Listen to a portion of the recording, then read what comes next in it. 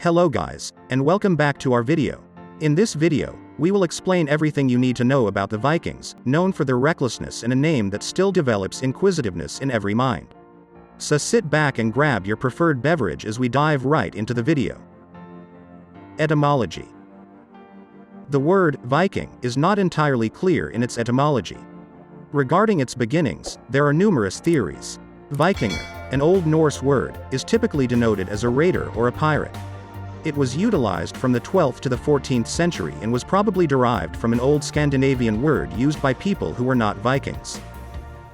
Origin of the Vikings. Roughly between AD 800 and the 11th century, many Scandinavians emigrated from their own countries in search of better opportunities.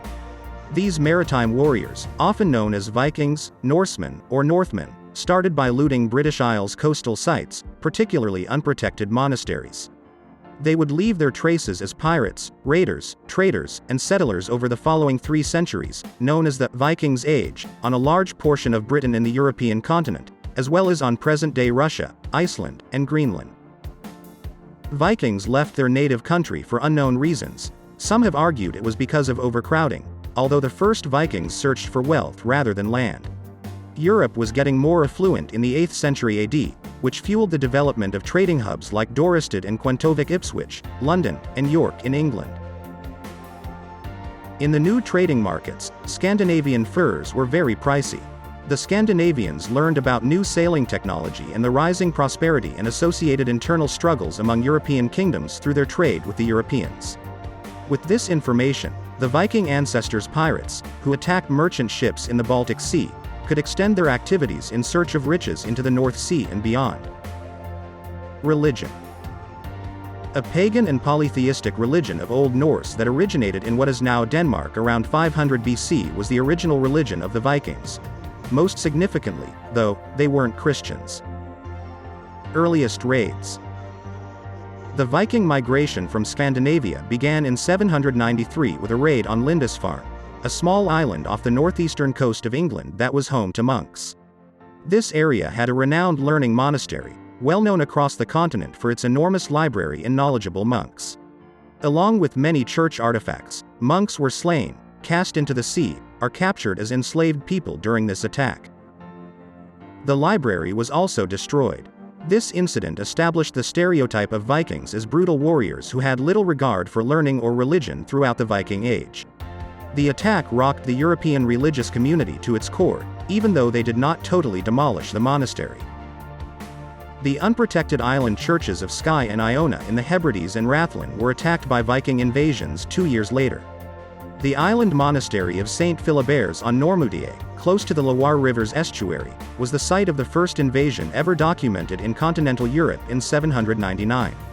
Following the initial raid, these sea-based foreign invaders began to attack coastal communities, monasteries, and even towns.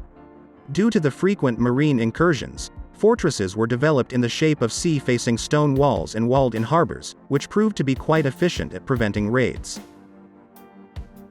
Dominance in England.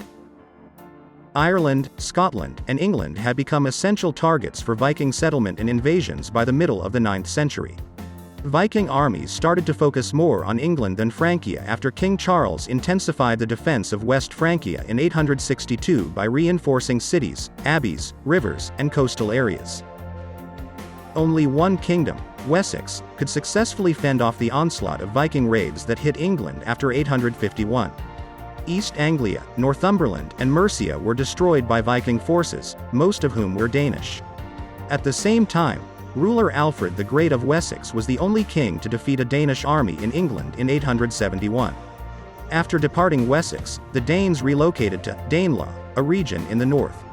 Many became farmers and traders, helping to make York a significant commercial hub. English troops commanded by Alfred of Wessex's successors started conquering England's Scandinavian regions in the first half of the 10th century.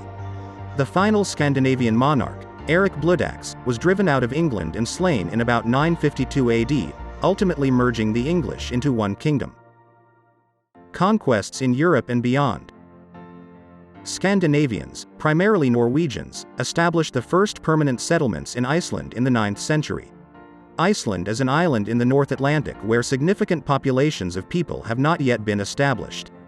Around the end of the 10th century, several Vikings, including the illustrious Eric the Red, went even further to the west, settling in Greenland. According to later Icelandic chronicles, it is possible that some of the early Viking immigrants in Greenland were the first Europeans to locate and investigate North America. These early settlers were reputedly commanded by the Viking hero Leif Erikson, the son of Eric the Red. They established a temporary colony at Lonso Meadows, now the province of Newfoundland, and the location where they landed in Vinland or Wineland.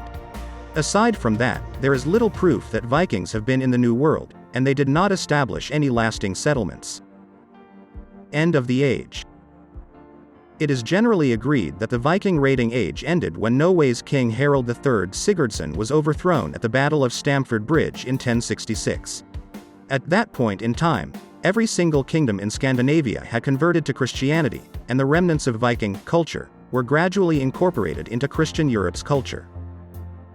The decline of the Vikings can be attributed to a number of more systemic causes, including the spread of Christianity across Europe, an increasing lack of equality within Viking society, and an increase in the number of communities that Vikings had attacked since improved their ability to defend themselves with armies and fortifications.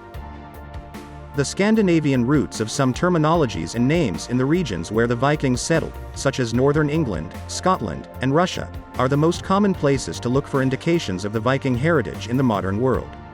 The Icelandic sagas are an immense collection of literature that was left behind in Iceland by the Vikings. In these sagas, they commemorated the biggest achievements of their illustrious history. Viking's ship. The Viking ship lies at the core of Viking culture. The lives of the seafaring Norse were transformed by these amazing ships, particularly longships, which also altered the trajectory of European history. The invention of the keel, which boosted speed and safety and avoided unwanted lateral movement, marked the pinnacle of the Vikings' skill in shipbuilding in the 7th century and allowed the Norsemen to travel enormous distances over the North Atlantic. The Vikings valued both art and craftsmanship equally. At the bow of the longships, there were typically carvings of dragon heads, which were thought to ward off evil spirits. The Vikings' distinctive mark would be a dragon head and a big square sail with crimson stripes. For 3 centuries, the image would fill Europeans with dread.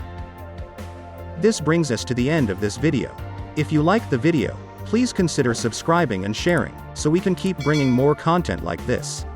Also, let us know your thoughts in the comments below. See you next time.